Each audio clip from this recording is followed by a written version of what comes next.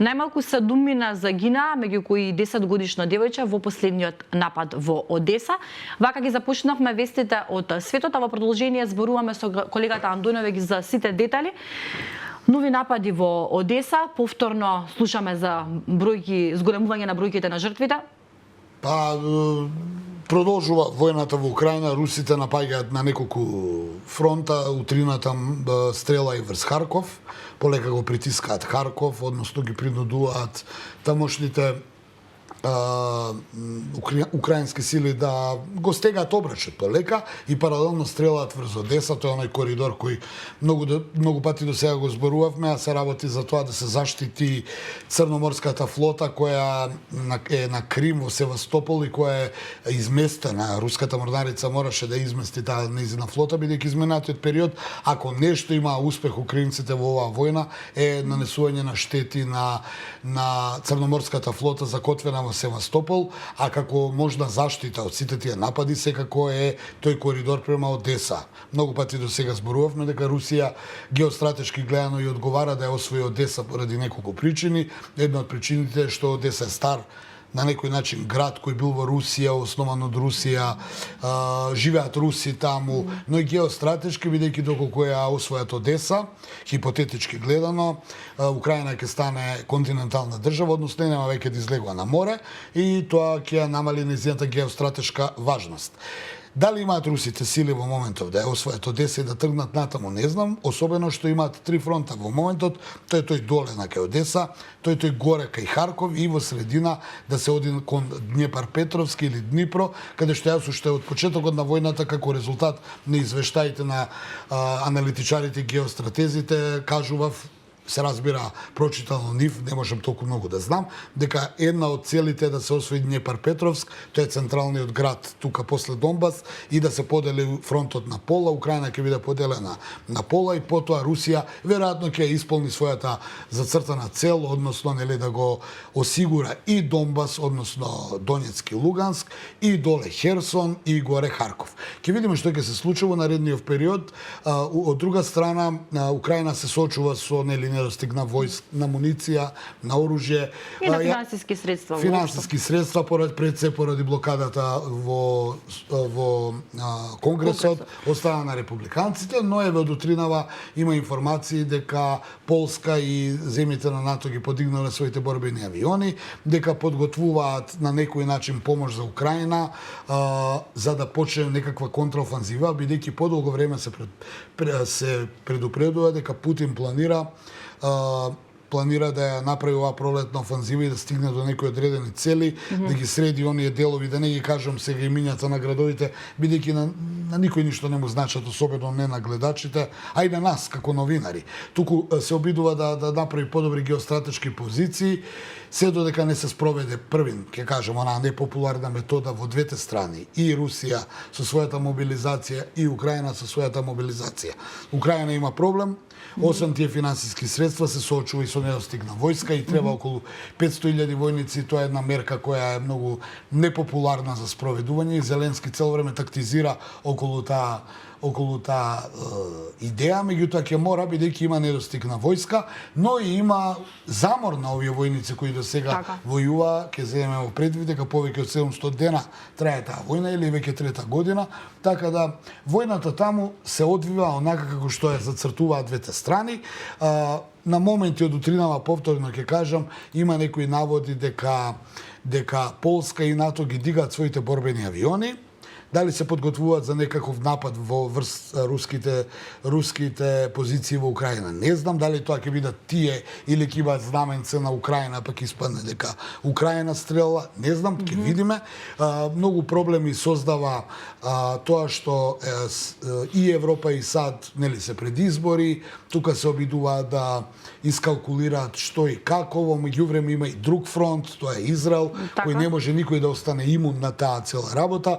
Дополнителен притисок прави и ова што Иран на Блискиот исток е вмешан на некој начин и официјално со ракетниот напад врз израелскиот ракетен напад врз консулатот во Сирија. Дополнителен проблем прави и Ким Джонг Ун кој утрина во Тоа Северна сакав да Кореја. прашам.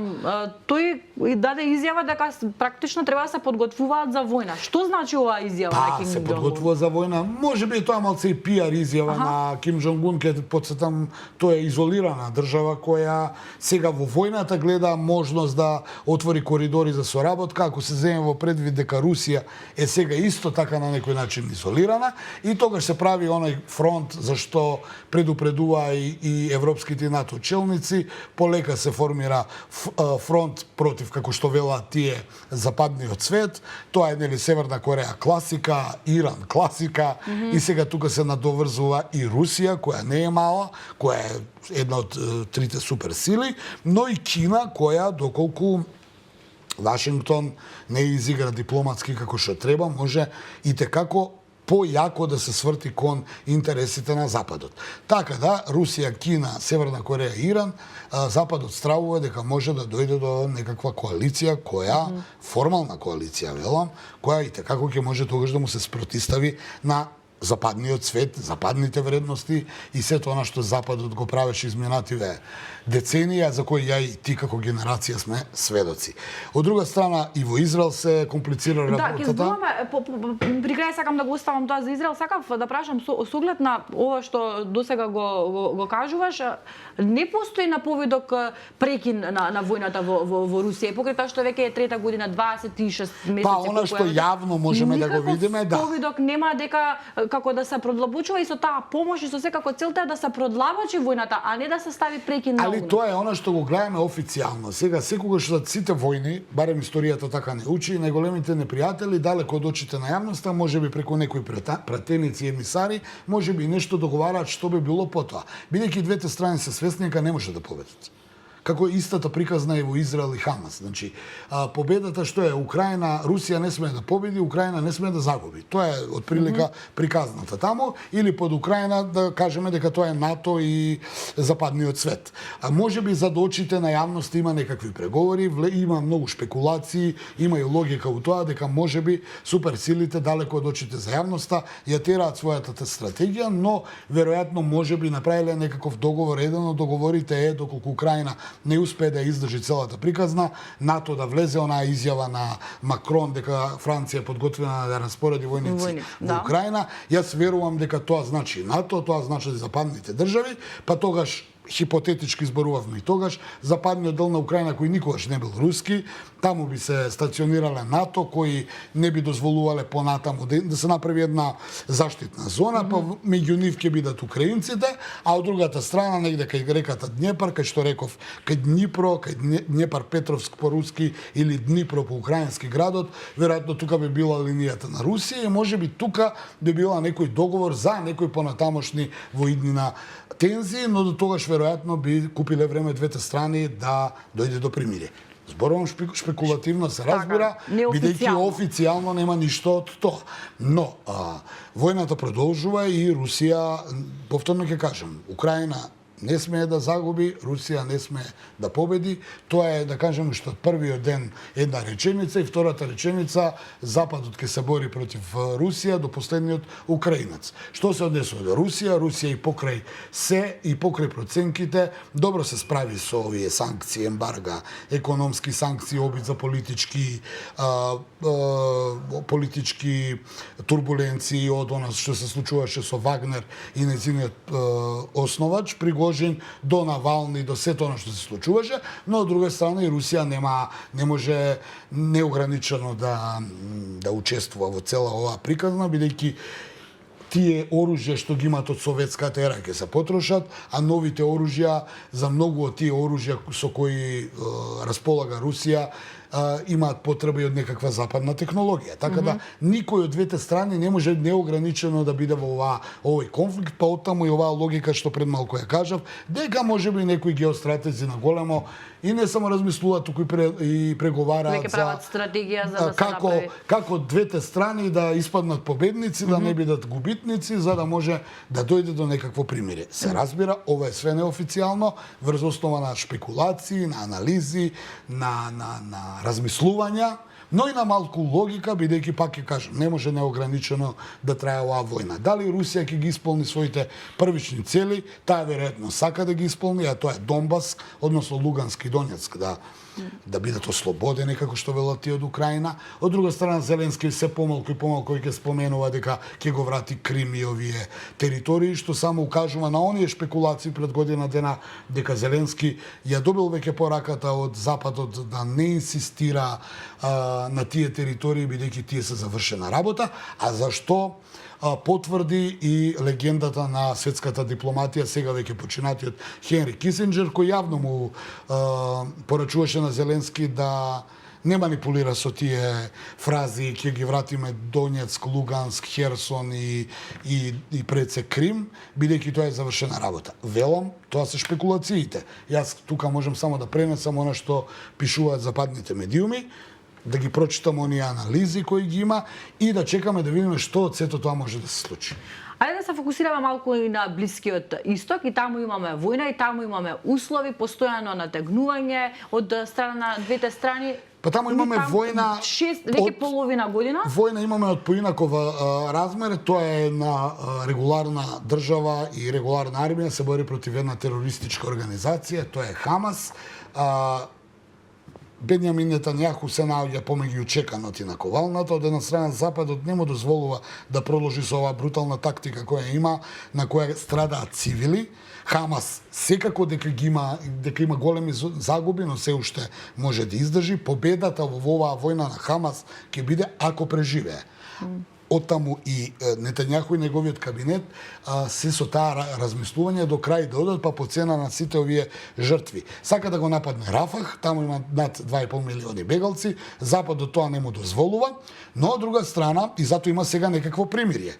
Но Нетањаху излезе и рече дека има дата кога ќе влезат копнено во Рафах, што ги вознемири западните сојузници. Од една страна има проблем со притисокот од Западот и доаѓањето во можеби најлошите односи на Израел со Соединетите Американски држави во историјата на Израел, бидејќи Нетањаху и Бајден, а Бајден знаеме зошто е тоа така, поради изборите, се затегнуваат тука односите. Од друга страна, Нетањаху има проблеми и со својата десничарска коалиција.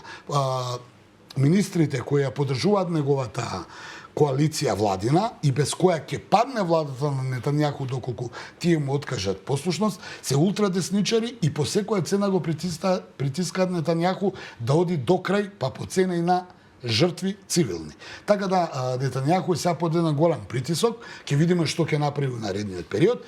Јасно му е дека владата ќе му падне, има многу лош рейтинг, се повеќе израелците протестираат против него, бидејќи се загуби главната цел. Нетањаху не успеа за овие 7 месеци, колку му доаѓа, половина година, да ја исполни главната цел. Да потсетам која е главната цел? Да се ослободат заложниците. Заложниците се се уште во рацете на Хамас. И сега има жртви, мртви и се оно што се случува. И сега тој е свесен дека губи. Едина можност за политички опстанок е некако да победи. А за да победи треба да го искорени Хамас, а тоа многу тешко ќе оди, тоа сме го зборувале многу пати, бидејќи еден терорист на Хамас, ако се измеша меѓу цивилите, веќе е направил терористичка келија. Оттаму и толкувањата зошто ја нападна амбасадата во Сирија иранска, за да од една страна го вмеша Иран во целата приказна, бидејќи Иран сака да докаже дека Иран е, како велат, змејот хартија, односно Иран колку и да е силен, тој нема капацитет да влезе во оваа војна, затоа и војува со оние негови паравојски и паракили кои ги координира како што се Хутите, како што се Хезболах, како што се Хамас и останатите. Но тие негови кели, колку и да се со Иран, не му се толку лојални, сепак се своји да кажеме единки, ниту на Хезболах, ниту на Хутите не им одговара влегување во војна, а Иран сам ќе направи разузнавачка операција, па ќе се повлече, оттаму Израел, обидот на Израел да го вмеша Иран директно да делува, па сега што имавме изминатиот период? Синоќа во ракетниот напад беа убиени тројцата синови на лидерот на Хамас на политичкото крило Исмаил Хамдија, што Иран рече дека ќе се одмазди. Но Иран најави дека ќе се одмазди за конзулатот, но ништо од сите тие одмазди не реализираше од аспект да покаже сила дека и моќ. има сила, што е политиката на Бенјамин Нетањаху кој сака повторно да направи Иран змеј од хартија, така се вели тоа као еден израз, во смисол на тоа дека еве Иран толку се фали дека јак, но нема доволно сила да влезе во некаква директна конфронтација со Израел, бидејќи ако влезе во директна конфронтација, тогаш САД ќе се вмешаат сериозно. Тоа значи дека најверојатно и во оваа војна може би зад кулисите се зборува да се заврши со 2 победи, како што е и другата војна. Може би тоа е единственото решение Обично, и во оваа војна обично со Израел. војната завршува или со победа на една од страните, или со оваа друга варијанта сите победиле, уствари сите се губитници, а уствари на крајот на денот ќе се прашаш филозофски гледано зашто ја водеа војната кога пак се на исти позиции, што се вели замрзнат конфликт, а замрзнат конфликт е нешто најлошо бидејќи тогаш тој ќе се одмрзне. Дали намерно или случајно. Тоа го имаме и тука во Косово во близина, го имаме и во Република Српска, го имаме на Блискиот Исток 70 години. Јас се занимавам со оваа работа 30 години, односно со новинарство, од кога знам за себе конфликтот во појасот Газа и западниот брег и на Блискиот Исток трае, а уште многу пред јас да осознам трае. Ми јавуваат од рече дека крајно сакаме И да Украина е конечно се стравува дека може да биде замрзнат конфликт, бидејќи очигледно ниту една од страните не може да донесе конечна победа. Ми јавија од рече дека мораме, ќе те замолам кратко да биде ова, од преска ми тлее во мислите прашањава, напад на бегалскиот камп.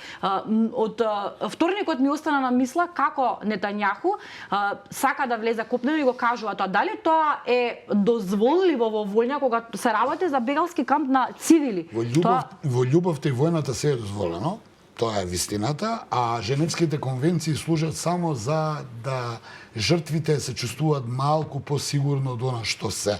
Ако влезат во бегалски камп, ќе кажат ние влеговме и селективно гаѓавме.